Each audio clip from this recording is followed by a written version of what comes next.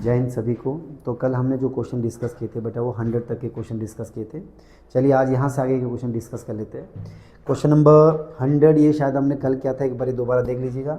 Triple point of water is, कि जो पानी का ट्रिपल पॉइंट वो कितना होता है। तो अगर हम यहाँ ऑप्शन चेक करें तो इसका जो ए ऑप्शन है ये आपका सही रहने वाला है। और मैंने कल बताया था आपको कि ट्रिपल पॉइंट वो पॉइंट होता है जहाँ पे सॉलिड, लिक्विड, गैस और तीनों फॉर्म एग्जिस्ट करती है। ऐसे टेम्परेचर को क्या बोलते हैं? Triple point. तो इसका जो राइट आंसर रहेगा वो ए ऑप्शन सही है। क्वेश्चन नंबर सेकंड पे आ जाते हैं। क्वेश्चन नंबर सेकंड क्या बोलता है?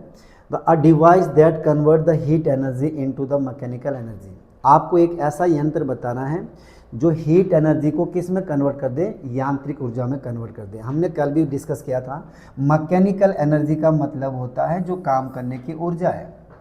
तो आप ऐसा बताइए नीचे ऑप्शन में कौन सा आंसर सही हो सकता है। देखिए पहला ऑप्शन दे रखा है डायनेमो।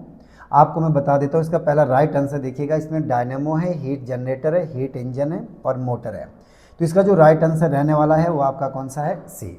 अब इसको डिस्कस कर लेते हैं। देखिए पहली बात है कि ये बोल रहा है कि हीट एनर्जी को किस में कन्वर्ट करना है? मैकेनिकल एनर्जी में। अगर डायनेमो की बात करें तो डायनेमो क्या करता है? ये आपकी मैकेनिकल एनर्जी को कन्वर्ट करता है इलेक्ट्रिकल एनर्जी में। मैकेनिकल एनर्जी को किस में कन्वर्ट करता है? इलेक्ट्रिकल एनर्जी में। कौन? आपका डायनेमो। तो डायनेमो क्या हो गया? गलत। दूसरे पाइए हीट जनरेटर, जिसका नाम ही हीट जनरेटर होगा, मतलब वो सिर्फ हीट प्रोड्यूस करेगा। तो इसका मतलब ये ऑप्शन भी गलत है, हमें मैकेनिकल एनर्जी भी चाहिए। तो इसका मतलब हीट इंजन। इंजन आपको पता है अगर कहीं इंजन लगा होगा तो नेचुरल सी बात है वो मैकेनिकल तो कुछ करेगा। तो इसका जो राइट आंसर रहने वाला वो क्या है आपके पास? सी ऑप्शन के आपका सही है। ओके, तो ये आपके पास। अगर यहाँ पे एक मोटर की बात करें तो आप सबको पता है यहाँ एक ऑप्शन मोटर दिया है। तो आप लोग ऐसे देखिएगा मोटर क्या करती है और मोटर कैसे चलती है। तो मोटर के लिए आपको पता है करंट चाहिए। जब आप करंट देंगे तो ही आपकी मोटर काम करेगी, यानी मैकेनिकल एनर्जी में कन्वर्ट होगी। तो पहले क्या चाहिए होता है इसके लिए? करंट, यानी करंट टू मैकेनिकल। यानी जो मोटर है वो क्या करती है? इलेक्ट्रिक एनर्जी को कन्वर्ट करती है मैकेनिकल एनर्जी में। जबकि ये ऐसा नहीं बोल रहा, ये बोला हीट एनर्जी को कन्वर्ट करना है मैकेनिकल में। तो आपका जो राइट आंसर रहने वाला इसमें वो कौन सा आपके पास? यानी बी ऑप्शन, सॉरी बी नहीं, आपका जो राइट आंसर रहने वाला है सी। ओके, नेक्स्ट क्वेश्चन पे आते हैं। Question number 102। अब 102 में क्या बोलता है कि ये एक बंद कमरे में रखे फ्रिज का दरवाज़ा अगर खुला रख दिया जाए तो बताए कमरे के ताप पे क्या इफेक्ट पड़ेगा। तो मोस्टली जो बच्चे, जिन बच्चों ने पहले नहीं पढ़ा हो तो उन्हें ऐसा लगता है कि जब आप फ्रिज का दरवाज़ा ओपन करेंगे तो आपको पता है ठंड बाहर आएगी। अब ठंड बाहर आएगी तो इसका मतलब कमरे का टेम्परेचर डाउन कर देगा। तो ऐसा बिल्कुल भी नहीं है। अगर आप फ्रिज का डोर ओपन रखते हैं तो जो आपका टेम्परेचर है वो बढ़ जाता है, रिवर्स प्रोसेस होता है। एक्चुअल में इसके पीछे ये रीज़न होता है कि जो आपका फ्रिज है उसके अंदर कंप्रेसर लगा होता है। ठीक है, कंप्रेसर लगा होता है। अभी जो कंप्रेसर है ये क्या कर देता है? आपने डोर तो ओपन कर दिया, आपने फ्रिज का डोर क्या कर दिया? ओपन कर दिया। तो जो कंप्रेसर है वो कंटिन्यू काम कर रहा है। अब इस कंप्रेसर को क्या ये ले रहा है? करंट ले रहा है। ये क्या ले रहा है? आपका करंट। और करंट से आप क्या यहाँ से क्या जनरेट हो जाएगी? हीट। और ये कॉन्टिन्यूसली हीट को बाहर ट्रांसफर करता रहेगा। कहाँ के लिए? कमरे के लिए। तो इसका मतलब जो कमरे का तापमान है वो डाउन नहीं आएगा, कमरे का तापमान क्या हो जाएगा? बढ़ जाएगा। तो आप इसको सिंपल वे में ऐसे समझिए कि जो एक फ्रिज है उसके अंदर एक इंस्ट्रूमेंट है, कंप्रेसर लगा होता है जो इलेक्ट्रिकल एनर्जी को हीट में कन्वर्ट कर रहा होता है। और कॉन्टिन्यूसली वो जो हीट है आपके कमरे की तरफ क्या कर रही होती है? रिलीज हो रही होती है, जिससे कि कमरे का आपका टेम्परेचर क्या हो जाएगा? बढ़ जाएगा। तो फिलहाल आपको यहाँ पे सीधे आंसर पे आना है, यानी आपका आंसर क्या रहेगा? ए, टेम्परेचर बढ़ जाएगा। नेक्स्ट पे आएगा क्वेश्चन नंबर 103। बोलता है कि एक दूध वाली तथा दूसरी है बिना दूध की चाय, और दोनों को 90 डिग्री सेल्सियस तक गर्म किया जाए तो बताइए पहले ठंडी कौन होगी। बहुत अच्छा क्वेश्चन है, मज़ेदार क्वेश्चन है कि आपने क्या लिया कि 2 कप लिए हैं और दोनों कप में क्या कर दिया आपने? यहाँ पे एक चाय बिना दूध की है और एक दूध वाली है। तो ये बोलता है कि दूध वाली चाय जल्दी ठंडी हो जाएगी। ये बोलता है दूसरा कि बिना दूध वाली चाय ठंडी हो जाएगी। तो तीसरा है दोनों एक साथ हो जाएगी, इनमें से कोई नहीं। आप इसका प्रैक्टिकल भी कर सकते हो। तो आप ध्यान देना, इसमें एक लॉ चलता है, न्यूटन्स लॉ ऑफ कूलिंग। वो बोलता है कि जो चीज़ जितनी अच्छी ऑब्जर्वर होती है उतनी अच्छी वो इमिटर भी होती है। कोई चीज़ जितना जल्दी ऑब्जर्व करती है किसी चीज़ को, उतनी ही ज़्यादा किसी चीज़ को रिलीज भी करती है। तो आपको पता है एक चाय बिना दूध की, एक चाय दूध वाली। तो आपको पता है जो बिना दूध की चाय है इसका मतलब वो ब्लैक है, डार्क थोड़ी गहरा कलर होगा उसका, तो इसका मतलब वो गुड ऑब्जर्वर होगा, उसको हीट उसने जल्दी ऑब्जर्व कर दी, मतलब गर्म हो जल्दी होगी। आपको पता है यहाँ पे क्या है, आपकी दूध वाली चाय है, तो आपको पता है ये हीट को उतना ऑब्जर्व ज़्यादा नहीं करेगी क्योंकि वाइट कलर है, यहाँ पे ब्लैक कलर है, ब्लैक कलर आपको वैसे भी पता गुड ऑब्जर्वर होता है। तो इसका मतलब यहाँ तो क्लियर हो गया कि इसने गुड ऑब्जर्वर है, तो इसका मतलब जब ये गर्म होगी तो 90 के बाद सबसे ज़्यादा हीट भी कौन रिलीज करेगा, ब्लैक टी। इसीलिए जो आपकी टी विदाउट मिल्क होगी वो आपके पास राइट आंसर रहने वाला, वो ज़्यादा पहले ठंडी हो जाएगी। तो इसका एक सिंपल सा नियम रखिए, आप कूलिंग लॉ रहने दीजिए, किरचॉफ का नियम छोड़ दीजिए, स्टीफन का सिद्धांत छोड़ दीजिए, इसमें बहुत सारे सिद्धांत है। सिंपल वे में याद रखिएगा कि जो ब्लैक कलर है वो गुड ऑब्जर्वर होता है, और अगर गुड ऑब्जर्वर है तो गुड इमिटर भी होगा, यानी वो अगर कलर को ऑब्जर्व करता है तो आपको इमिट भी करेगा रेडिएशंस को। तो इसीलिए क्या हो जाएगा, तो जो बिना दूध वाली चाय है वो जल्दी आपकी ठंडी हो जाएगी। ठीक है, नेक्स्ट क्वेश्चन पे आते हैं। क्वेश्चन नंबर 104, पर्वतों पे बर्फ पहले पिघलती है, बताओ कहाँ से। माउंटेन पे जो स्नो मेल्ट होती है वो कहाँ से, बोलता है चोटी से, टॉप पीक से होती है, बताते हैं बेस से, कि दोनों, या फिर स्लोप से भी बोल रहा है, या फिर आपके पास ओनली वन स्लोप। तो बताइए ऑप्शन। तो आपको मैं एक चीज़ बता देता हूँ, इसका जो राइट आंसर रहने वाला है, माउंटेन पे जो स्नो मेल्ट होती है वो होती है बेटा बेस से। राइट आंसर क्या रहने वाला है इसका, बेस। तो इसको नोट कर दीजिएगा। ऐसा क्यों होता है, देखिए अगर मान लो आपके पास ये माउंटेन है और ये बर्फ से है, तो आप लोग ये बताइए इसका सबसे ज़्यादा प्रेशर जो डलने वाला वो बेस पे डलने वाला है।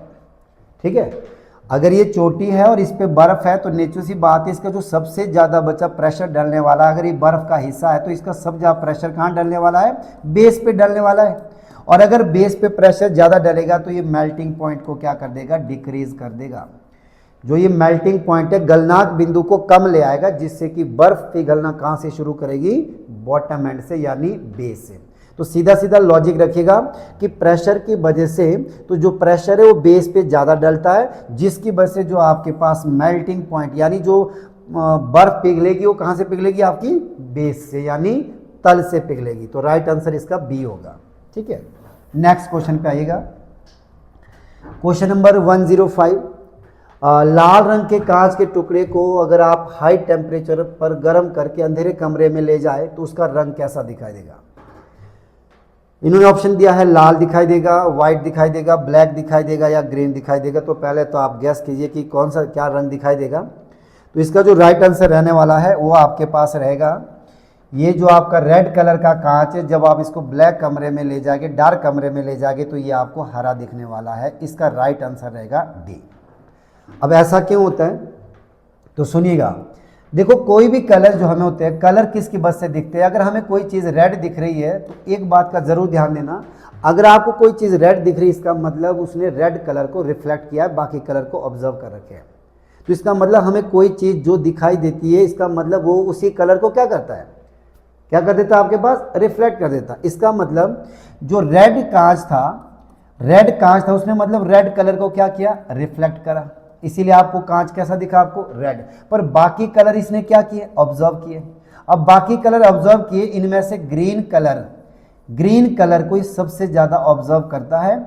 इसके पीछे का रीज़न ये होता है कि जो रेड कलर है उसका कॉम्प्लीमेंट्री कलर क्या होता है, ग्रीन होता है। तो ऐसे समझिए कि रेड कांच था, उसके ऊपर रेड कलर रिफ्लेक्ट हो गया, बाकी सारे कलर इसके ऊपर गिर गए, तो इसने ग्रीन कलर को सबसे ज़्यादा ऑब्जर्व किया। अब इस कांच को आप ले गए कहाँ पे, डार्क कमरे में। तो डार्क कमरे में जो इसने ऑब्जर्व किया था उसी को तो इमिट करेगा, क्योंकि किरचॉफ का नियम क्लियर है कि जो चीज़ ऑब्जर्व होती है उस चीज़ को इमिट भी किया जाता है। तो इसका मतलब ये कलर कौन सा इमिट करेगा, ग्रीन, इसीलिए आपको कैसा दिखाई देगा, ग्रीन। तो इस बात को नोट कर लीजिएगा।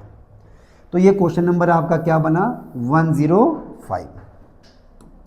नेक्स्ट क्वेश्चन पे आइए, क्वेश्चन नंबर 106, सूर्य अग्नि से हमारे पास ऊष्मा पहुंचती है। बोलता है जैसे आपके पास सूर्य से है, सन से है, या फायर से है, तो कैसे पहुंचती है आपके पास।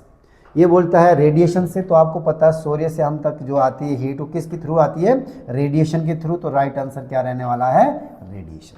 तो इसका राइट आंसर कर दीजिएगा ए ऑप्शन आपका सही होगा। अगर आप इसके ऑप्शन डिस्कस करना चाहते हैं तो यहाँ पे एक ऑप्शन है संवहन। तो मैं बता देता हूँ, जो संवहन होता है, संवहन आपके पास द्रव में एवं गैस में, द्रव एवं गैस में हीट जो ट्रांसफर होती है वो किसकी वजह से होती है बेटा, संवहन की वजह से। याद रखिएगा, लिक्विड और गैस में जो हीट ट्रांसफर होती है उसका रीजन क्या है आपके पास, उस प्रोसेस को क्या बोलेंगे आप, संवहन बोलेंगे। हो सकता है अगले में कुछ और पूछा जाए आप, तो इस बात को याद रखिए संवहन क्या होता है। तीसरा बोल रहा है चालन। चालन उसको बोलते हैं, मान लीजिए ये आपका सॉलिड है और ये दूसरी चीज है आपके पास, तो मतलब यहां से हीट दूसरे को जाएगी डायरेक्ट कांटेक्ट से। जब दो चीजें इकट्ठी है, एक चीज को आप गर्म कर रहे हैं तो उससे हीट कहाँ होगी, दूसरे तक पहुंच जाएगी। उस प्रोसेस को क्या बोलेंगे आप, कंडक्शन कहा जाता है। तो इसको एक सिंपल भाषा में समझिएगा। आपने देखा होगा, अगर ये लोहे का टुकड़ा है, अगर आप इसका ये वाला एज गर्म करते हैं तो आपको पता है ये गर्म होने के बाद इसका दूसरा एज भी गर्म हो जाता है, ठीक है। क्योंकि आपने इसको गर्म किया तो ये डायरेक्ट कांटेक्ट में है, तो इसका मतलब इसके जो एटम मॉलिक्यूल है आगे से आगे हीट ट्रांसफर करते रहेंगे। तो इस प्रोसेस को क्या कहते हैं, कंडक्शन यानी चालन कहते हैं। तो ठीक है, डायरेक्ट कांटेक्ट से जो हीट ट्रांसफर हुई उसको हम कंडक्शन कहते हैं। लिक्विड में और गैसेज में जो हीट ट्रांसफर होती है उसका प्रोसेस संवहन है, कन्वेक्शन कहते हैं। और विकिरण से क्या हो गया आपके पास, सूर्य से किरणें मिलती है, ठीक है। ओके, ये आपके पास क्वेश्चन नंबर 106 बन गया। नेक्स्ट क्वेश्चन पे आते हैं 107।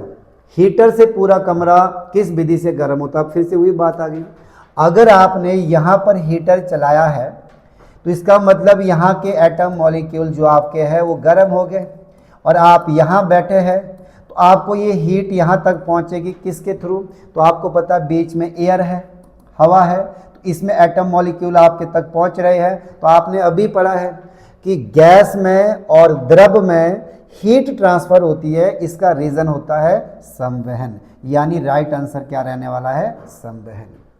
ओके सबका। नेक्स्ट क्वेश्चन पे आते हैं, क्वेश्चन नंबर 108।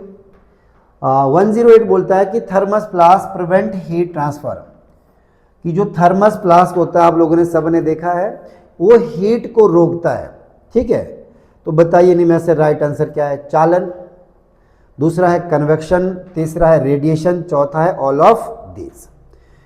तो आप लोग इसको ऐसे समझिएगा, इसका जो राइट आंसर रहेगा वो रहेगा आपका ऑल ऑफ दिस, ये सभी। अब ऐसा क्यों, अब होता ही है कि जो थर्मस फ्लास्क होता है, अब थर्मस फ्लास्क में पहली बात है कि पहले हम कंडक्शन समझते हैं। कंडक्शन में मैंने बोला कि जब दो चीज़ें आपस में कांटेक्ट में हो तो उसमें हीट ट्रांसफ़र होती है। तो पहली बात है कि थर्मस फ्लास्क में ऐसा नहीं होता। थर्मस फ्लास्क में एक लेयर होती है, दो लेयर होती है और इनके बीच क्या होता है, गैप होता है।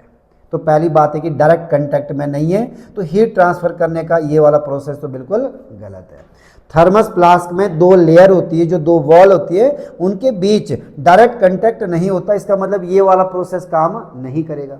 दूसरा संवहन, संवहन आपको पता है इनमें हीट ट्रांसफर तब होगी जब इनके बीच कुछ होगा, गैस होगी, लिक्विड होगा।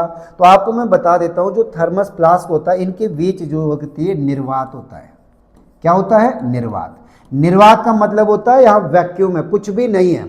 और अगर इसको आप गर्म कर दो, जितना मर्जी गर्म करो, यहाँ से ये हीट यहाँ तक नहीं पहुँच पाएगी, क्योंकि डायरेक्ट कांटेक्ट भी नहीं है, चालन विधि काम नहीं करेगी। संवहन, यहाँ पे बीच में ना तो आपके पास गैस है ना ही आपके पास पानी है, इसका मतलब वहाँ से भी हीट ट्रांसफर नहीं हो पाएगी, तो दूसरा प्रोसेस भी क्या है, गलत है। रेडिएशन, रेडिएशन वैसे भी नहीं है, क्योंकि आप थर्मल फ्लास्क की बात करें, कोई सोर्स नहीं है एनर्जी का अंदर जो रेडिएशन प्रोड्यूस कर रहा है, इसका मतलब ये भी क्या है, तो इसका मतलब ये सभी की वजह से क्या हो रहा है, थर्मस फ्लास्क जो हीट को ट्रांसफर नहीं कर पाता। ओके सबका।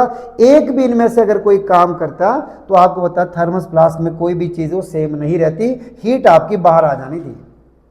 इसका मतलब इसके अंदर जो भी चीज़ रखेंगे वो आपकी सेम रहेगी, क्योंकि हीट को ट्रांसफर नहीं होने देता। तो इसका राइट आंसर बनेगा बेटा ये सभी। नेक्स्ट पे आएगा क्वेश्चन नंबर 109 पे। 109 पे बोलता है कि पतीले का पानी गर्म आग पर रखने पर पूरा एक साथ गर्म होता है कैसे। देखो पहले तो बात हो रही है यहाँ पे वाटर की, और आपको अच्छे से पता है अगर वाटर की बात हो रही है तो पानी में और गैस में हीट ट्रांसफ़र होती है। इसका आपको मैंने अभी बताया था, रेडिएशन है, बिल्कुल नहीं है। इसका राइट आंसर होता है बेटा क्या चीज़, सी ऑप्शन यानी संवहन। आपको ज़्यादा सोचने की ज़रूरत अब नहीं है, मैंने आपको प्रोसेस बता दिया। नेक्स्ट पे आइएगा, क्वेश्चन नंबर 10, परम शून्य ताप क्या है, एब्सोल्यूट जीरो टेम्परेचर क्या होता है। देखिए एब्सोल्यूट जीरो टेम्परेचर बोलते हैं पॉसिबल मिनिमम टेम्परेचर, सबसे कम तापमान।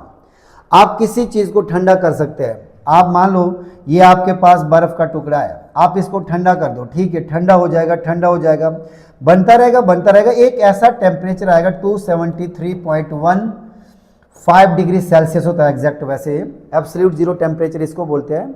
ये एक ऐसा टेम्परेचर है, यहाँ से आगे आपकी स्केलें भी रुक जाएगी, बोलेगा भाई यहाँ से आगे का टेम्परेचर मैं नहीं दिखा सकता।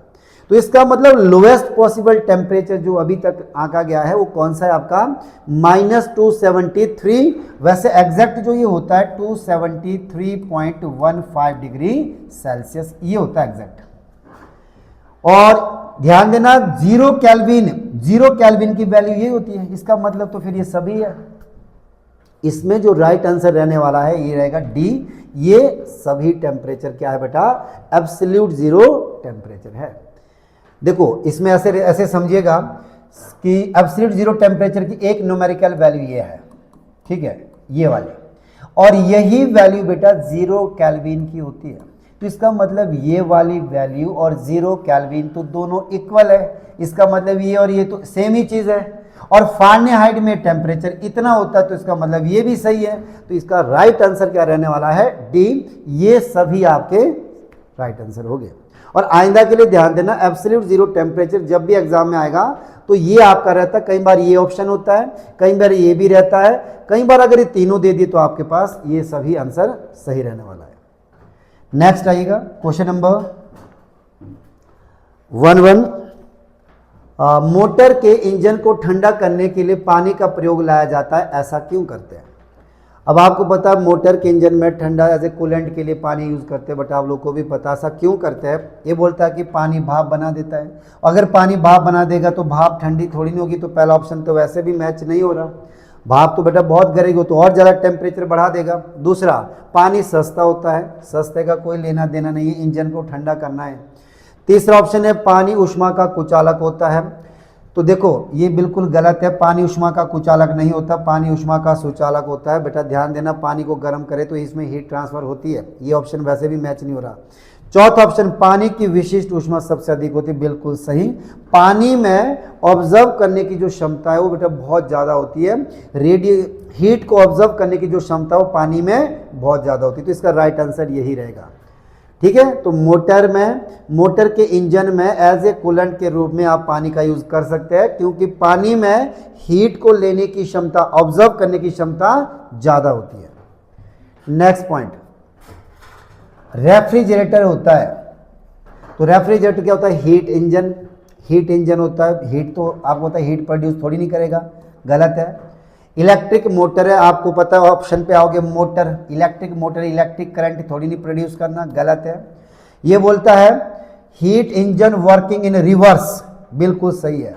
हीट इंजन होता है पर working in reverse, heat produce नहीं करते बल्कि चीज़ों को क्या करता है, रिवर्स ठंडा रखता है। तो ये आपका कौन है, रेफ्रिजरेटर। ओके, नेक्स्ट पे आइएगा क्वेश्चन नंबर 14, 1 कैलोरी ऊष्मा उत्पन्न करने के लिए आवश्यक कार्य कहलाता है। कि अगर आपको 1 कैलोरी हीट प्रोड्यूस करनी है तो तुम्हें कितना कार्य करना पड़ेगा। तो पहली बात है, ये बोल रहा है कि तुम्हें कार्य करना पड़ेगा, इसका मतलब कार्य का मतलब आपको मैकेनिकल एनर्जी। कार्य का मतलब क्या होता है, कार्य का मतलब क्या होता है, मैकेनिकल एनर्जी की बात हो रही है। तो बताओ इसमें पहले ऑप्शन देखोगे heat capacity, specific heat, thermal, और यहाँ लिखा है मैकेनिकल इक्विपमेंट यानी यांत्रिक, तो यही आपका राइट आंसर रहने वाला है। क्योंकि मैंने आपको पहले भी बोला है कार्य करने की जो ऊर्जा है उसे हम क्या कहते हैं, मैकेनिकल एनर्जी कहते हैं। तो इसका राइट आंसर यहाँ पे एक शब्द था यांत्रिक, तो ये आपका राइट आंसर होगा। नेक्स्ट पे आइएगा क्वेश्चन नंबर 115, एक झील की सतह पर पानी जमने वाला हो तो उसके तली में पानी का तापमान होगा। अच्छा, ये बोलता है कि भाई एक झील है, ठीक है, ये झील है, यहाँ पे क्या हो रहा है कि यहाँ पे आपके पास जो बर्फ जमनी शुरू हो रही है, ऊपर वाले में बर्फ जमनी क्या हो रही है, शुरू हो रही है। तो बताइए उस केस में तल में यहाँ पे जो होगा टेम्परेचर कैसा होगा। बोलता है 0 डिग्री होगा। अगर 0 डिग्री टेम्परेचर यहाँ होगा तो 0 डिग्री पे तो फिर यहाँ भी बर्फ बनने लग जाएगी, तब तो पूरा का पूरा जाम हो जाएगा, पूरी की पूरी आपकी जो झील है वो जम जाएगी। तो ये ऑप्शन गलत है। बोलता है 4 डिग्री सेल्सियस, और आपको अच्छे से पता है 4 डिग्री सेल्सियस वो टेम्परेचर होता है जब पानी सबसे ज़्यादा डेंस होता है, सबसे ज़्यादा क्लोज होता है। तो इसका मतलब बेटा जब पानी ज़्यादा क्लोज होगा तो वो भारी होगा, और भारी होगा तो नीचे सी बात तो नीचे आएगा। हल्का पानी ऊपर जाता है, भारी चीज नीचे आती है। 4 डिग्री सेल्सियस आपको पता है ये पानी का मैक्सिमम क्या है, घनत्व है। घनत्व मतलब पानी यहाँ सबसे भारी होता है। तो 4 डिग्री सेल्सियस पे पानी भारी होगा तो जिसकी वजह से पानी नीचे आ जाएगा, यहाँ पे पानी इकट्ठा हो जाएगा। और जब पानी नीचे इकट्ठा हो जाएगा, ऊपर बर्फ जब जाएगी तो आपको पता है नीचे मछलियाँ वगैरह इसमें सर्वाइव कर सकती है। तो यही रीज़न है कि जब झीलें वगैरह जाम हो जाती है, ऊपर बर्फ जम जाती है, तब भी उसका जो बॉटम एंड है उसमें पानी रहता है, जिसमें आपके पास बहुत सारे जानवर जिंदा रहते हैं। तो इसका राइट आंसर क्या रहेगा, 4 डिग्री। अब आप बोलेंगे 4 डिग्री सेल्सियस अधिक ले लो सर, 4 डिग्री सेल्सियस अधिक भी तो पानी होगा। पानी अधिक होगा बेटा, फिर वो पानी हल्का हो जाएगा, और पानी हल्का होगा तो फिर ऊपर आ जाएगा, ऊपर आपको पता है बर्फ जम रही है। तो इसीलिए आपका इसका राइट आंसर क्या रहने वाला है, बी ऑप्शन। क्वेश्चन नंबर 116, गर्म करने पर प्रसार, हीटिंग पर एक्सपेंशन क्या होती है। तो आप सबको पता है, ये बोलता है कि पदार्थ के भार में वृद्धि होती है। तो आप सोचिए, अच्छा पहला ऑप्शन बोलता है केवल ठोस में होता है, ये बोलता है ऑन हीटिंग एक्सपेंशन ये केवल ठोस में होती है। क्या गर्म सिर्फ ठोस होता है, बिल्कुल गलत। आपको पता है गर्म एक्सपेंशन तो बेटा लिक्विड में भी हो सकती है, गैसेज में भी हो सकती है। दूसरा, increase the mass of substance, कि अगर किसी चीज को गर्म करे तो उसका भार बढ़ जाएगा, क्या ये सही है, ऐसा गलत है। गर्म करने पे किसी का भार बढ़ेगा, ऐसा तो नहीं है, तो ये ऑप्शन भी गलत है। ये बोलता है पदार्थ का घनत्व तो कम हो जाएगा, ये बिल्कुल सही है। मान लीजिए, मैंने आपको पहले भी बताया था कि आप कोई चीज ये लीजिए, कि मान लेते ये आपके पास कोई चीज है, ठीक है, जब आप इसको गर्म करोगे तो एक चीज ध्यान देना, जब गर्म करते हैं तो बेटा जो एटम मॉलिक्यूल है वो एक दूसरे की तरफ भागना शुरू करते हैं, भागते हैं एटम मॉलिक्यूल, और जब भागते हैं तो इसका मतलब वो दूर दूर चले जाएंगे, और दूर दूर चले जाएंगे तो निश्चित सी बात है घनत्व क्या हो जाएगा, कम हो जाएगा। घनत्व का मतलब ज्यादा क्लोज तो घनत्व ज्यादा, और अगर एटम मॉलिक्यूल दूर दूर तो समझ जाइए डेंसिटी क्या हो जाएगी, कम हो जाएगी। तो इसका राइट आंसर रहेगा आपके पास सी ऑप्शन। नेक्स्ट क्वेश्चन पे आते हैं। क्वेश्चन नंबर है आपके पास 117, सोनार नामक यंत्र में किसका काम आता है। जो सोनार है वो काय के लिए यूज किया जाता है। तो इन्होंने ऑप्शन दिया हवाई जहाज के स्थान का पता लगाने के लिए, पनडुब्बी के स्थान का पता लगाने के लिए, तो सबमरीन का पता लगाने के लिए किसका प्रयोग करते हैं, सोनार में। आपको मैं बता देता हूं सोनार का जो पूरा नाम है, कई बार इसका पूरा नाम भी पूछा जाता है, साउंड नेविगेशन। इसका जो पूरा नाम है साउंड नेविगेशन एंड रेंजिंग, ठीक है, साउंड नेविगेशन एंड रेंजिंग ये इसका पूरा नाम है बेटा। और ये एरोप्लेन में ये जो समुद्री जहाज है उसके नीचे लगा होता है, यहाँ से रेडिएशन निकलती है ऑल डायरेक्शन में, जिससे ये पता चलता है कि पनडुब्बी अगर नीचे सबमरीन है तो कितने डेप्थ पे है, अगर कोई चट्टान सामने है तो वो कितनी दूरी पे है। तो सोनार में ध्यान देना, सोनार का पता काय के लिए करते हैं, सोनार काय के लिए यूज करते हैं, सबमरीन का पता लगाने के लिए। अच्छा कई बार इसका ऐसे भी क्वेश्चन आता है कि सोनार में कौन सी वेव यूज होती है। तो सोनार में अल्ट्रासोनिक वेव यूज होती है। अल्ट्रासोनिक वेव हम जिसको हिंदी में बोलते हैं पराश्रव्य तरंगे, क्या बोलते हैं, पराश्रव्य तरंग बोलते हैं, जो इसमें यूज की जाती है। ये भी इंपॉर्टेंट क्वेश्चन है। तो इसमें कौन सी वेव यूज होती है बेटा, कौन सी तरंग यूज होती है, पराश्रव्य तरंगे। इसको आगे कभी डिस्कस करेंगे। इनकी जो रेंज होती है, अल्ट्रासोनिक वेव की जो रेंज होती है, ये होती है बच्चा 20,000 हर्ट्ज से ज़्यादा। 20,000 हर्ट्ज से फ्रीक्वेंसी क्या होती है इनकी, ज़्यादा होती है। चलिए ये सोनार की बात हो रही थी, तो सोनार कंप्लीट हो गया आपके पास। नेक्स्ट, ध्वनि तरंगों को विद्युत तरंगों में परिवर्तित करने वाले यंत्र को बताइए। साउंड वेव को, मतलब साउंड वेव को मतलब आप बोलेंगे और दिखना क्या चाहिए वहां पे, इलेक्ट्रिकल सिग्नल सब वहां पे शो हो जाए। तो ऐसी चीज क्या है, ये क्या बोलता है, माइक्रोटोन बोलता है, माइक्रोफोन, ये आपका राइट आंसर है, माइक्रोफोन करता है। माइक्रोफोन क्या करता है, आप बोलेंगे तो वहां पे आपको सामने वेव्स दिख जाएगी, आपकी साउंड की वेव वहां सामने शो हो जाएगी, तो हम क्या बोलते हैं इसको, माइक्रोफोन। माइक्रोस्कोप सबको पता है, माइक्रो मतलब छोटा, स्कोप मतलब देखना, तो छोटी छोटी वस्तु को देखने के लिए हम क्या करते हैं, माइक्रोस्कोप यूज। लाउड स्पीकर, आपको पता है लाउड स्पीकर क्या करता है, इलेक्ट्रिक करंट को साउंड में कन्वर्ट करता है। नेक्स्ट पे आइएगा, सोनार में कौन सी तरंग का प्रयोग होता है, अभी जस्ट डिस्कस किया था हमने। ये बोलता है एक्सरे, बिल्कुल गलत है, चिकित्सा में यूज होती है। अल्ट्रासोनिक वेव बिल्कुल सही है, तो आपके कौन सी राइट आंसर क्या रहेगा आपका, बी, अल्ट्रासोनिक वेव का प्रयोग किया जाता है किसमें, सोनार में। नेक्स्ट क्वेश्चन पे आइएगा, क्वेश्चन नंबर 120, निम्नलिखित में से कौन सा कथन गलत है, बताना आपको कौन सी स्टेटमेंट इसमें इनकरेक्ट है। बोलता है 0 डिग्री सेल्सियस पे वायु का जो वेग हो इतना होता है, ये बिल्कुल सही है। 0 डिग्री सेल्सियस पे साउंड की जो वेलोसिटी होती है 332 ही होती है, बिल्कुल सही है। नंबर 2, मानक ताप पर पानी से ध्वनि का वेग 1500 मीटर पर सेकंड होता है। मानक ताप, ये बोलता है पानी पे साउंड की स्पीड ये होती है, हालांकि एग्जैक्ट तो नहीं होती, एग्जैक्ट जो पानी में साउंड की स्पीड होती है 1483, एग्जैक्ट इन्होंने दी नहीं है। एग्जैक्ट वैल्यू जो होती है बेटा 1483 होती है, 1483 मीटर पर सेकंड इसकी एग्जैक्ट स्पीड होती है। चलो आगे चेक करते हैं, अभी फिलहाल तो ये अप्रोक्स हो सकता है दिया हो। तीसरा ऑप्शन, ये बोलता है स्टील में साउंड की जो स्पीड है 5000 होती है, ये भी लगभग दे रखा है, ये 5 एग्जैक्ट नहीं होती, 5153 होती है, 5183 के करीब होती है, एग्जैक्ट अप्रोक्स में दे रखा है। आगे चेक कर लेते हैं जरा ऑप्शन में क्या क्या दे रहा है। निर्वात में साउंड का जो वेग है वो लाइट के बराबर होता है, ये ऑप्शन बिल्कुल गलत है, ये बिल्कुल मैच नहीं हो रहा। अब इसको देखते हैं कि ऐसा क्यों है। देखिए, सबसे पहली बात है कि साउंड को चलने के लिए चाहिए होता मीडियम, साउंड को चलने के लिए क्या चाहिए होता मीडियम, बिना मीडियम से साउंड नहीं जाते। और ये बोला है कि निर्वात में ध्वनि का वेग वो लाइट के बराबर होता है। पहली बात हो कि साउंड की जो स्पीड हो निर्वात में होती ही नहीं है, तो पहले तो यहीं से गलत हो गया। और दूसरी बात, लाइट की वेलोसिटी के बराबर किसी की वेलोसिटी ही नहीं होती, लाइट की वेलोसिटी सबसे ज्यादा होती है, तो इसका मतलब लाइट के वेलोसिटी के बराबर कोई होता ही नहीं है। तो इसीलिए इस क्वेश्चन आपका ये वाला ऑप्शन क्या रहेगा आपका, बिल्कुल गलत ही रहेगा। चलिए नेक्स्ट पॉइंट पे आते हैं। 121 में बोलता है कि ध्वनि का वेग अधिकतम किस में होता है, हवा में। तो मैंने आपको बताया था हवा में जो वेग होता है बेटा वो होता है 332 मीटर पर सेकंड, तो ये ऐसा है। अधिकतम बोला है पानी में, पानी में मैंने बताया 1483 होता है, इसको कर दीजिएगा। स्टील में ये मैंने बताया था लगभग 5000 जो आपने इससे पहले पढ़ा मीटर पर सेकंड, तो यानी सबसे ज़्यादा वेलोसिटी किस में होती है, स्टील में। तो आपका सही आंसर रहेगा सी।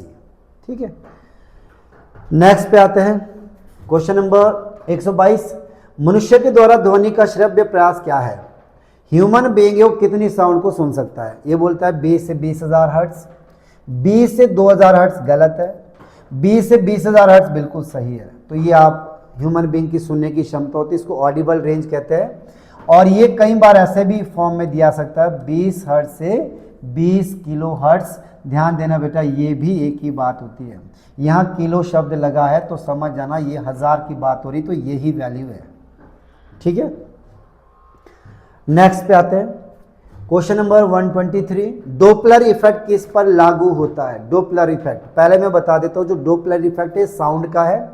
डोपलर इफेक्ट किससे जुड़ा है, साउंड से जुड़ा है। बोलता है रेडियो वेव पे गलत है, प्रकाश की तरंगों पे बिल्कुल गलत है, साउंड पे भी बिल्कुल सही है। तो डोपलर इफेक्ट किस पे है बच्चा, किससे जुड़ा है आपका, साउंड वेव से। नेक्स्ट पे आते हैं, क्वेश्चन नंबर 124, ध्वनि तरंगों को विद्युत तरंगों में बदला जा सकता है, साउंड वेव को कन्वर्ट किया जा सकता है इलेक्ट्रिकल सिग्नल में। तो बताइए, देखो पहली बात बोला साउंड को कन्वर्ट करना है इलेक्ट्रिकल सिग्नल में, आपने बोलना है और वहां पे वेव दिखनी चाहिए। तो आई थिंक मैंने अभी डिस्कस कराया ही था हमने, ये बोलता है माइक्रोफोन, बिल्कुल सही है, यही ऑप्शन रहेगा। इससे पहले भी क्वेश्चन डिस्कस हुआ था। लाउड स्पीकर मैंने बता दिया था, लाउड स्पीकर करंट चाहिए यानी इलेक्ट्रिसिटी को किस में, साउंड में, लाउड स्पीकर। एम्पलीफायर, एम्पलीफायर का मतलब होता है जो साउंड को क्या कर देता है, मैग्नीफाई कर देता है, बड़ा कर देता है, तो उसको बोलते हैं एम्पलीफायर। जैसे डीजे वगैरह में एम्पलीफायर लगे होते हैं। डायनेमो हमने डिस्कस कर लिया। डायनेमो अब कभी भी जिक्र हो आपको तो ध्यान देना, डायनेमो क्या करता है, मैकेनिकल एनर्जी को बेटा किसमें, इलेक्ट्रिकल एनर्जी में कन्वर्ट करता है। और डायनेमो का जो इन्वेंशन है वो क्या था, माइकल फैराडे ने। ओके, नेक्स्ट क्वेश्चन पे आइएगा। 125, भूकंप के समय कौन सी तरंगें उत्पन्न होती है? तो अर्थक्वेक के समय कौन सी होती है? ये बोलता है अपश्रव्य। तो ये बिल्कुल सही है, इंफ्रासोनिक वेव यूज होती है। कौन सी वेव यूज होती है? इंफ्रासोनिक। और इंफ्रासोनिक वेव वो होती है जिनकी फ्रीक्वेंसी 20 हर्ट्ज से क्या होती है, कम। 20 हर्ट्ज से कम जिनकी फ्रीक्वेंसी होती है हम उसको क्या बोलते हैं, इंफ्रासोनिक वेव बोलते हैं। तो ये बहुत इंपॉर्टेंट है। और ध्यान देना, जिसकी फ्रीक्वेंसी कम है बेटा, इसका मतलब उसकी वेलोसिटी कम है। जिसकी फ्रीक्वेंसी कम है उसकी वेलोसिटी कम है। और ध्यान देना, जिसकी वेलोसिटी कम होती है वो ज़्यादा खतरनाक चीज़ है। जिसकी वेलोसिटी ज़्यादा है वो इतनी खतरनाक नहीं है, जिसकी वेलोसिटी कम है वो ज़्यादा खतरनाक है। क्योंकि आपको पता है जो आराम आराम से मूव करेगा वो ज़्यादा हलचल पैदा करता है, जो बहुत स्पीड से मूव करेगा वो किसी चीज़ से एकदम पास हो जाएगा। आपने कभी ऑब्जर्व करना, अगर आपको बोल दिया जाए कि एक ग्लास है, ये शीशा है, आप यहाँ पे बुलेट करो फायर, तो जैसे आप बुलेट फायर करोगे तो आपको पता है यहाँ इतना सा पीस आपका निकल जाएगा, बाकी आपका मिरर सेम बचेगा।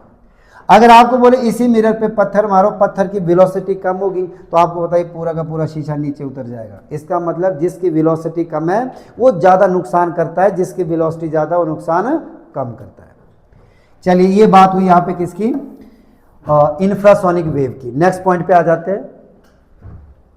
126, इलेक्ट्रिकल सिग्नल को साउंड वेव में। अब दोबारा बात आ गई यहाँ पे, किसकी बात हो रही है कि इलेक्ट्रिसिटी को साउंड, करंट दो और साउंड प्रोड्यूस हो तो ऐसा इंस्ट्रूमेंट बताओ। तो ये डायनेमो तो नहीं है, लाउड स्पीकर बिल्कुल है। आप करंट दीजिएगा उसके बाद साउंड प्रोड्यूस होगी, तो इसका मतलब लाउड स्पीकर आपका राइट आंसर है। नेक्स्ट पे आइएगा, क्वेश्चन नंबर 127, कुत्ते की जो सुनने की क्षमता वो कितनी होगी? The Audible range of dog is. तो कुत्ते एक ऐसे है बच्चा, ये सभी प्रकार की फ्रीक्वेंसी को सुन सकते हैं। 3 तरह की रेंज होती है, एक होती है अपश्रव्य, एक आपके पास अपश्रव्य होती है, एक होती है श्रव्य तरंगे, और एक होती है प्राश्रव्य तरंगे। ठीक है, अपश्रव्य तरंगे वो होती है जिनकी फ्रीक्वेंसी 20 हर्ट्ज से क्या होती है बेटा, कम। श्रव्य वो होती है जिनकी 20 हर्ट्ज से कितनी होती है, 20,000 हर्ट्ज, 20,000 हर्ट्ज। प्राश्रव्य वो होती है जिनकी फ्रीक्वेंसी 20,000 हर्ट्ज से क्या होती है, ज़्यादा। ठीक है, 20,000 हर्ट्ज से क्या होती है, ज़्यादा, उनको क्या बोलते हैं, प्राश्रव्य। कुत्ते ऐसे है, ऐसा जानवर है कुत्ता जो 15 हर्ट्ज से शुरू करता है। कहाँ से शुरू करता है, 15 हर्ट्ज से सुनना शुरू करता है और 50,000 तक चलता है। कहाँ तक चलता है, 50,000 तक की फ्रीक्वेंसी को कुत्ता सुन सकता है। तो मतलब कुत्ता एक ऐसा जानवर है जो ऑल टाइप की फ्रीक्वेंसी को सुन सकता है। 15 हर्ट्ज से लेकर कहाँ तक की, 50 हर्ट्ज तक की फ्रीक्वेंसी को सुन सकता है। कौन, आपके डॉग। तो इसका जो राइट आंसर रहने वाला है वो ए ऑप्शन आपका सही होगा। जबकि मनुष्य की सुनने की क्षमता कितनी होती है, 20 हर्ट्ज से 20,000 हर्ट्ज। तो इसीलिए हम कुछ चीज़ें ऐसी है बेटा जिनका कुत्तों को पहले ही आभास हो जाता है, जिसको हम नेगेटिव वे में भी लेते हैं। भाई जैसे कुत्ता रात को भौंक रहा है तो बोलते हैं कि ये अशुभ है, क्योंकि कुत्ता उन चीज़ों को एहसास कर लेता है जिनको हम नहीं एहसास कर सकते, क्योंकि उनकी जो फ्रीक्वेंसी है वो हमारे से क्या है, काफ़ी ज़्यादा है। और ये कम फ्रीक्वेंसी भी सुन सकते हैं, ज़्यादा फ्रीक्वेंसी को भी सुन सकते हैं। ओके, नेक्स्ट पे आ जाते हैं। Question number 128, the speed of supersonic aircraft is. Supersonic aircraft, पहली बात मैं बता देता हूँ, सुपरसोनिक उसको बोलते हैं बेटा जिसकी फ्रीक्वेंसी साउंड की फ्रीक्वेंसी से ज़्यादा होती है। पहली बात, सुपरसोनिक अगर कहीं शब्द लगा है तो इसका मतलब ये एक ऐसा एयरक्राफ्ट या कोई भी ऐसी चीज़ जिसकी वेलोसिटी साउंड की वेलोसिटी से ज़्यादा है। तो ये दिखती बात है कि अगर स्पीड ऑफ सुपरसोनिक बोल रहा है तो इसका मतलब इसकी स्पीड क्या होगी, कम होगी, बिल्कुल गलत। अधिक होगी, बिल्कुल सही है। तो इसकी स्पीड क्या होगी, ज़्यादा होगी। सुपरसोनिक मतलब जिसकी स्पीड क्या होगी, वेलोसिटी क्या होगी, ज़्यादा होगी। नेक्स्ट क्वेश्चन पे आते हैं, क्वेश्चन नंबर 129, वायु में ध्वनि के वेग के बारे में कौन सा कथन असत्य है? B statement about the speed of sound in air is incorrect. बोलता है कि अगर मॉइस्चर बढ़ जाए तो बताइए नमी बढ़ने पर बढ़ता है। ये बोल रहा है कि अगर आपके पास मॉइस्चर बढ़ जाएगा, अगर मॉइस्चर बढ़ जाएगा तो साउंड की स्पीड बढ़ जाएगी। क्या ये सही है? तो आप ऐसे समझिएगा, हवा में स्पीड कितनी होती है 332, पानी में कितनी होती है 1500 मीटर पर सेकंड, स्टील में कितनी होती है 5000। इसका मतलब आप यहाँ से एक चीज़ ऑब्जर्व कर रहे होगे कि जैसे जैसे एटम मॉलिक्यूल ज़्यादा क्लोज आ रहे हैं, कोई चीज़ जितनी क्लोज आ रही है उतनी उसकी वेलोसिटी बढ़ती जा रही है। तो इसका मतलब हवा से मॉइस्चर आ गया, तो अगर आपके नमी आ गई तो तब तो साउंड की स्पीड बढ़ेगी, बिल्कुल बढ़ेगी। तो इसका मतलब है नमी बढ़ने पर साउंड की स्पीड बढ़ जाएगी, क्योंकि हवा से पानी में, हवा से पानी में बटा साउंड है वो ज़्यादा जाती है। दूसरा बोलता ताप बढ़ने पर बढ़ती है। तो हमने पीछे पढ़ा था एक रिजल्ट कि 1 डिग्री सेल्सियस अगर तापमान बढ़ाओ तो 0.61 मीटर पर सेकंड स्पीड बढ़ जाती है, किसकी? साउंड की। तो ये भी बिल्कुल सही है। इसका मतलब तापमान बढ़ाने पर साउंड की स्पीड बढ़ जाती है, ये भी सही है। वायु की संरचना पर निर्भर करती है, बिल्कुल गलत है। तो इसका जो राइट आंसर बनने वाला बेटा कौन सा है? सी। ये आपके जो वायु की संरचना है उस पर निर्भर नहीं करती। आपके हवा में कार्बन डाइऑक्साइड, नाइट्रोजन, ऑक्सीजन, कौन सी गैस कितनी है, इसका कोई लेना देना नहीं होता साउंड की स्पीड से। तो ये ऑप्शन बिल्कुल गलत है। बोलता दाब पर निर्भर नहीं करती, बिल्कुल सही है। दाब पे, प्रेशर पे साउंड की जो स्पीड है डिपेंड नहीं होती। तो साउंड ध्यान देना, नमी बढ़े, अगर वायु में नमी बढ़ गई तो समझ लो साउंड बहुत जल्दी जाएगी। अगर वायु में ड्राइनेस आ गई, नमी कम होगी तो साउंड की स्पीड और कम हो जाएगी, क्योंकि जितना पानी ज़्यादा आएगा पानी में स्पीड ज़्यादा होती है और ड्राइनेस में स्पीड पानी की साउंड की क्या होती है? कम होती है। और अगर तो स्टील की बात करें तो साउंड की स्पीड और ज़्यादा बढ़ जाएगी। तो फिलहाल यहाँ पे राइट आंसर क्या रहेगा आपका? नेक्स्ट पाइए, डेसिबल किस चीज़ की यूनिट है? म्यूजिकल इंस्ट्रूमेंट गलत, म्यूजिकल नोट गलत है, मेजरमेंट ऑफ साउंड इंटेंसिटी बिल्कुल सही है। तो ध्वनि की तीव्रता किस में मापी जाती है? डेसिबल में मापी जाती है। बहुत इंपॉर्टेंट क्वेश्चन है। और एक चीज़ का ध्यान देना, 120 डेसिबल से अधिक की जो साउंड होती है बेटा वो प्रदूषण होती है। इस चीज़ का ध्यान देना, क्या होती है? प्रदूषण होती है। किससे अधिक? 120 डेसिबल से अधिक की साउंड क्या होती है? आपकी पॉल्यूशन है, नॉइस पॉल्यूशन कहलाता है। नेक्स्ट, अनुप्रस्थ तरंग संचरित हो सकती है। Transverse wave can propagate in. Transverse wave वो वेव होती है बेटा, दो तरह की वेव होती है, एक लॉन्गिट्यूडिनल वेव होती है, एक ट्रांसवर्स होती है। एक को बोलते हैं अनुप्रस्थ, एक को बोलते हैं अनुदैर्घ्य। अनुदैर्घ्य में आती है जैसे साउंड है, साउंड आपकी अनुदैर्घ्य है। प्रकाश अनुप्रस्थ है, ठीक है। ये आगे डिटेल में पढ़ेंगे हम अनुप्रस्थ और अनुदैर्घ्य क्या। पर फिलहाल ये बोलता है कि अनुप्रस्थ तरंग किस में मूव कर सकती है? बोलता है बोथ गैस एंड मेटल। ये बिल्कुल गलत है। और ये बोलता है गैस में तो मूव, देखो बोलता है कि गैस में परंतु धातु में नहीं, ये भी गलत है। गैस में नहीं परंतु धातु में, ये बिल्कुल सही है। अब मैं आपको एक सिंपल वे में समझाता हूँ। जो आपकी ट्रांसवर्स वेव होती है बेटा, इसको चलने के लिए क्या चाहिए होता है? सॉलिड मीडियम चाहिए होता है। एटम मॉलिक्यूल काफ़ी क्लोज चाहिए होते हैं इसके लिए। ट्रांसवर्स वेव को प्रोपेगेट करने के लिए जो स्पेसिंग है एटम मॉलिक्यूल को काफ़ी क्लोज होने चाहिए, तो इजीली मूव कर सकता है। अब आपको पता है हवा की बात कर रहे हैं, आपको पता है गैस की बात हो रही है, तो गैस में एटम मॉलिक्यूल काफ़ी दूर दूर होते हैं, तो इसीलिए ट्रांसवर्स वेव इसमें मूव नहीं कर पाती। जबकि सॉलिड में एटम मॉलिक्यूल काफ़ी क्लोज होते हैं तो इजीली प्रोपेगेट कर जाती है, किसमें? सॉलिड में, मेटल में। तो इसका राइट आंसर क्या रहने वाला है? सी, ठीक है। बाकी अभी आगे पढ़ेगा हम, आएगा अभी क्वेश्चन कहीं आगे आएगा कि ट्रांसवर्स वेव और लॉन्गिट्यूडिनल वेव क्या होती है। या फिर ऐसे बता देता हूँ मैं आपको, लॉन्गिट्यूडिनल वेव वो होती है जिसमें पार्टिकल जो है आपका, जो पार्टिकल है वो वेव की डायरेक्शन में वाइब्रेट करता है। मान लो आपने इधर है, इधर को आपकी वेव जा रही है तो पार्टिकल भी इधर को ही वाइब्रेट करेगा। इसको बोलते हैं लॉन्गिट्यूडिनल वेव, यानी अनुदैर्घ्य तरंग। क्या बोलते हैं इसको? अनुदैर्घ्य तरंग।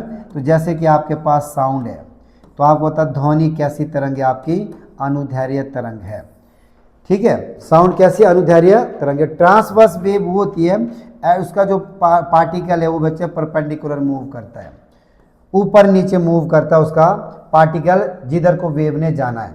या इसको सिंपल भाषा में ऐसे समझिए कि आपने यहाँ पहुँचना है और आपका यहाँ से चलना है, यहाँ पहुँचना है, यहाँ से चलना है, और आपके पास जो जूता है या चप्पल थे, मान लो आपके पास चप्पल का जो आप अंगूठा जहाँ फंसाते हो टूट गया, तो बताओ आपने यहाँ जाना कैसे जाएगा? आप ऐसे जाएंगे रुक रुक के खींचते हुए, जाना इधर को है तो आप उस जो आपके पास चप्पल उसको भी घसीटते हुए इधर को ही ले जाओगे, तो इसका मतलब ये जो एग्जाम्पल बना ये बन गया आपके कौन से वेव का, ये कौन सी वेव का बना, लॉन्गिट्यूडिनल वेव, अनुदैर्ध्य तरंग।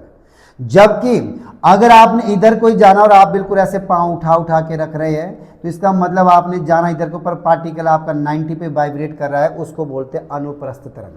तो थोड़ा इतना ध्यान देना कि ध्वनि अनुदैर्ध्य है और जो प्रकाश है वो अनुप्रस्थ है। बाकी आगे डिटेल में कहीं एक्सप्लेन कर देंगे इसको। क्वेश्चन नंबर 132, 30 डिग्री सेल्सियस पे वायु में ध्वनि का वेग कितना होगा। 30 डिग्री सेल्सियस पे बात कर रहा है, तो देखो इसको तो न्यूमेरिकली निकालना पड़ेगा। देखो यहाँ पे आप समझिएगा, 0 डिग्री सेल्सियस पे साउंड की स्पीड होती है 332 मीटर पर सेकेंड। अब ये बोला 30 डिग्री सेल्सियस पे बोलो, तो 30 डिग्री सेल्सियस पे आपको पता है 1 डिग्री सेल्सियस पे टेम्परेचर बढ़ जाता है 0.61, तो इसका मतलब 0.61 अगर 1 डिग्री पे बढ़ता है तो 30 डिग्री पे कितना बढ़ेगा, मल्टीप्लाई करोगे तो बताओ जरा कितना बन रहा है इसका। अगर आप पॉइंट हटा दोगे तो ये 100 आएगा, इंटू क्या बनेगा 30, 0 से 0 काट दो, करो मल्टीप्लाई, 3 6 18, यानी 18.3।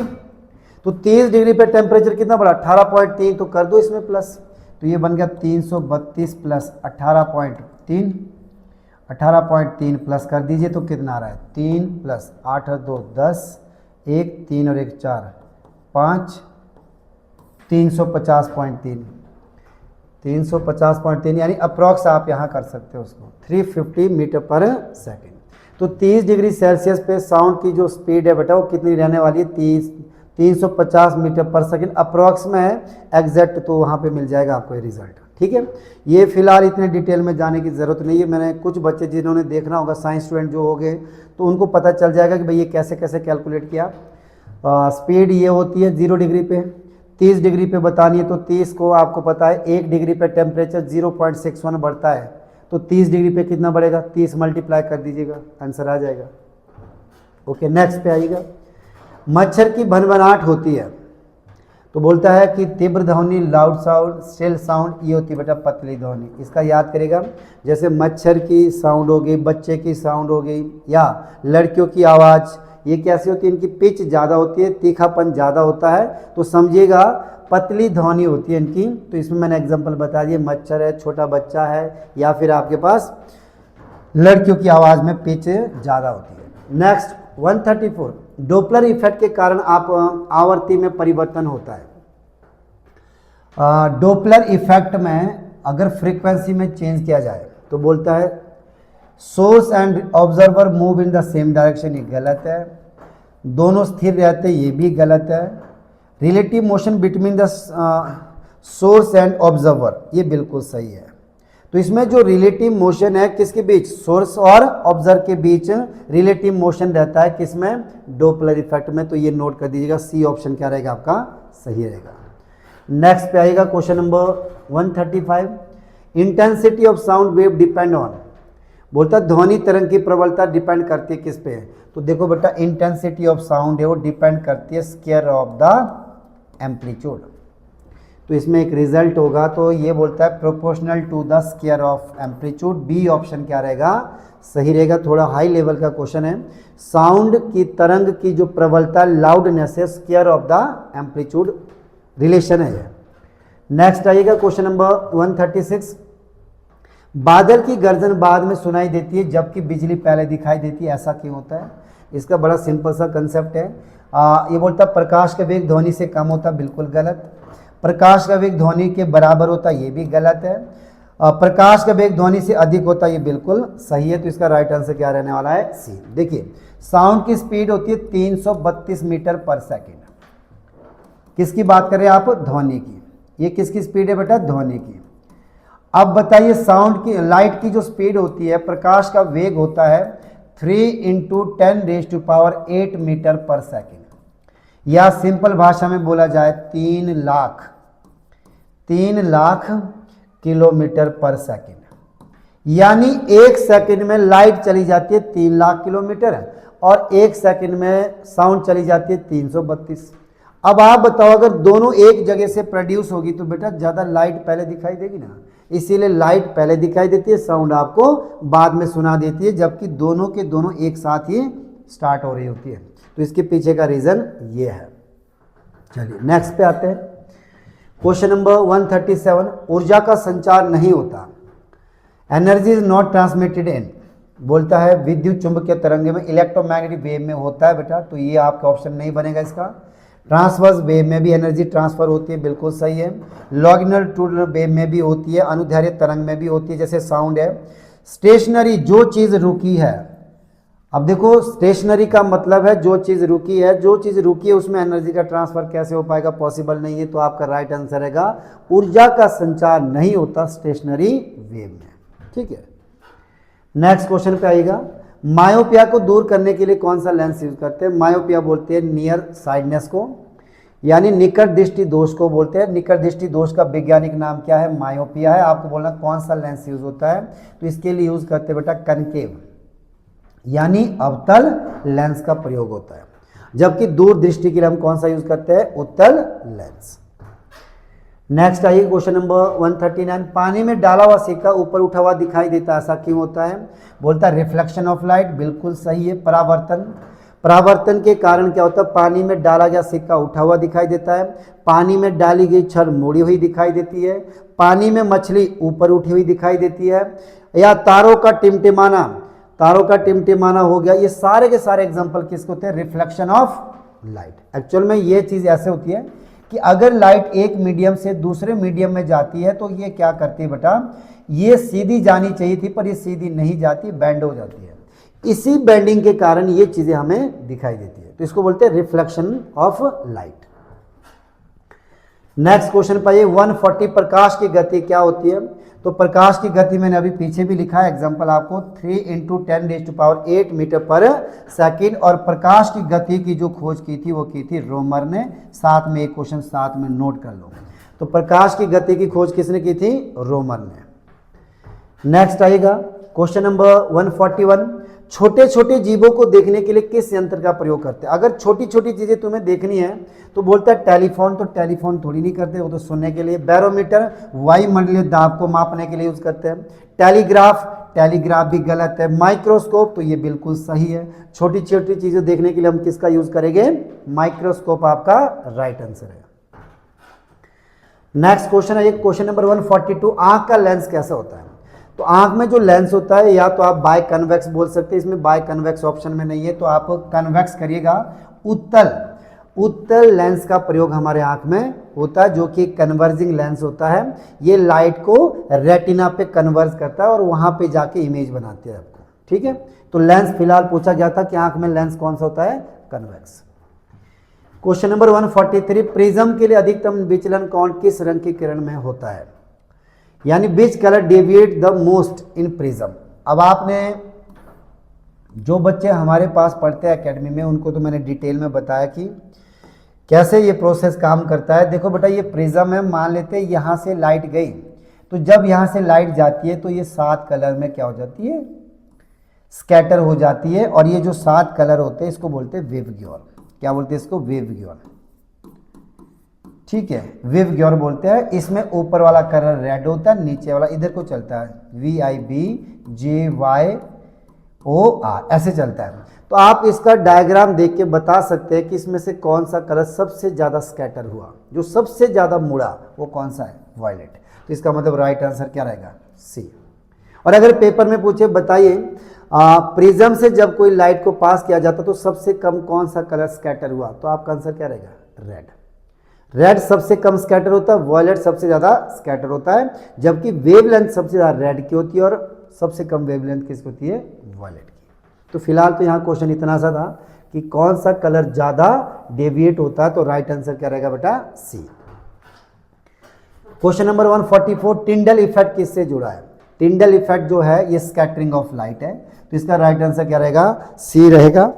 आपने गाँव में चेक किया होगा, जो गांव में हमारे पास जैसे पुराने घर होते थे, तो मान लेते हैं अगर यहाँ से लाइट अंदर आती थी, तो आपको पता है जब हमारे पास अंदर कुछ आपने चूल्हा वगैरह जलाया हो तो आपको पता है उसके जो डस्ट पार्टिकल है वो किरण में बिल्कुल दिख रहे होते हैं।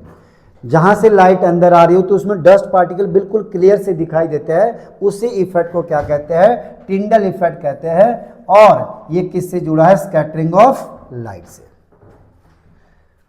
पॉइंट नंबर 145, रेगिस्तान में मिराज फॉर्मेशन होती है, किसके कारण होती है?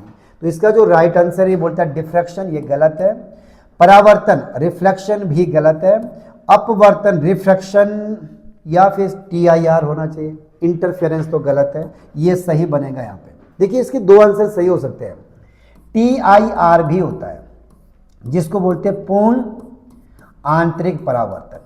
आपको मैं फिर बता रहा हूं, या तो इसका आंसर ये रहेगा पूर्ण आंतरिक परावर्तन, या तो ये आंसर सही होगा, या फिर अगर ये ऑप्शन में नहीं है तो ये रिफ्रैक्शन का ही कंसेप्ट होता है, रिफ्रैक्शन का ही ये कंसेप्ट है। तो इसका मतलब मिराज फॉर्मेशन जो होती है डेजर्ट में, या तो रिफ्रैक्शन आपको ऑप्शन में होना चाहिए, या फिर अगर ये ऑप्शन में नहीं है तो TIR हो सकता है, total internal reflection of light, Hindi में बोलते हैं पूर्ण आंतरिक परावर्तन।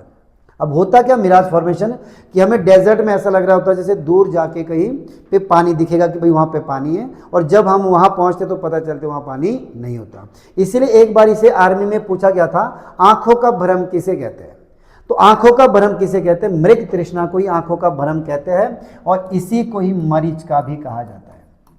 मरीचिका किसे कहा जाता है? मरीचिका भी इसी को कहते हैं, मृग तृष्णा को मरीचिका, मिराज, ये सब एक ही के ही नाम है, या आंखों का भ्रम। तो आप आगे देखिएगा नेक्स्ट क्वेश्चन, निम्न में से कौन सा प्राथमिक रंग नहीं है? प्राइमरी कलर नहीं है। रेड प्राइमरी में आता है, ग्रीन प्राइमरी में, येलो नहीं है बेटा, नीला भी है, तो ये प्राइमरी कलर नहीं होगा। तो 3 प्राइमरी कलर होते हैं, बाकी कलर इसी से बने होते हैं। Point number 147, which instrument is used to observe the celestial bodies, यानी आकाशीय खगोलीय पिंड को अगर आपने देखना है तो कौन सी चीज का यूज करेंगे? बताइए। दूरबीन, दूरबीन तो नहीं कर सकते, दूरदर्शी यंत्र ये सही है, टेलीस्कोप बोल सकते हैं आप। पेरिस्कोप मैं बता देता हूँ, पेरिस्कोप का प्रयोग पता कहाँ करते हैं? अगर आपने पानी के अंदर चीज़ों को देखना हो, पानी के अंदर चीज़ों को देखना हो तो पेरिस्कोप का प्रयोग करते हैं। तो इसका मतलब बी ऑप्शन आपका सही है। क्वेश्चन नंबर 148, उत्तल दर्पण का प्रयोग कहाँ किया जाता है? Convex mirror. तो डॉक्टर के हेड, उत्तल दर्पण की बात कर रहा है, ये बोलता है डॉक्टर के हेडलैम्प में, खोज सर्च लाइट में, कार की हेडलाइट में, या फिर रियर व्यू। तो ये इसका राइट आंसर होगा। और इसका एक सिंपल तरीका बताता हूँ मैं, गाड़ियों के जो साइड मिरर होते हैं बेटा वो उत्तल दर्पण के होते हैं, और एक सोडियम लैंप में उत्तल दर्पण का प्रयोग होता है। इसके अलावा जितने भी तुम्हें पेपर में पूछे भाई बताओ, सर्च लाइट में, शेविंग मिरर में, या गाड़ियों की हेडलाइट में, बताइए सोलर कुकर में, बताओ कौन सा दर्पण लगता है? तो आपने हर जगह क्या करके आना? अवतल। सिर्फ गाड़ियों के साइड मिरर और सोडियम लैंप पे अगर पेपर में आ गया तो उत्तल दर्पण याद करिएगा, बाकी जगह मोस्टली जो दर्पण लगता है वो कौन सा होता है? अवतल दर्पण लगता है।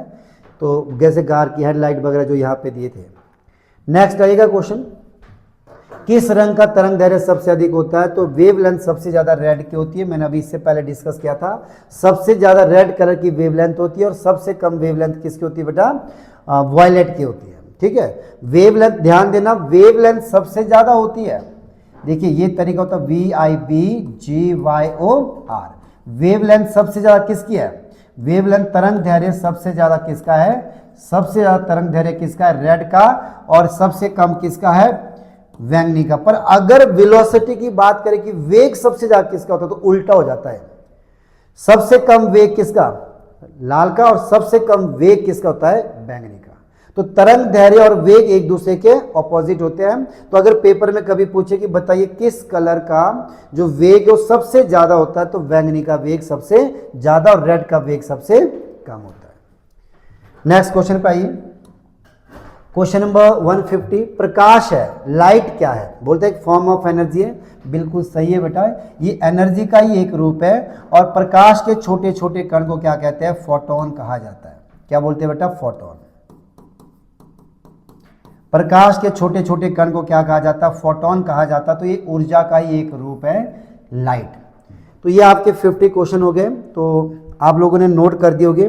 बाकी यहाँ से आगे के जो 50 क्वेश्चन है ये मैं आपको नेक्स्ट वीडियो में अपलोड कर दूंगा। बाकी थैंक यू।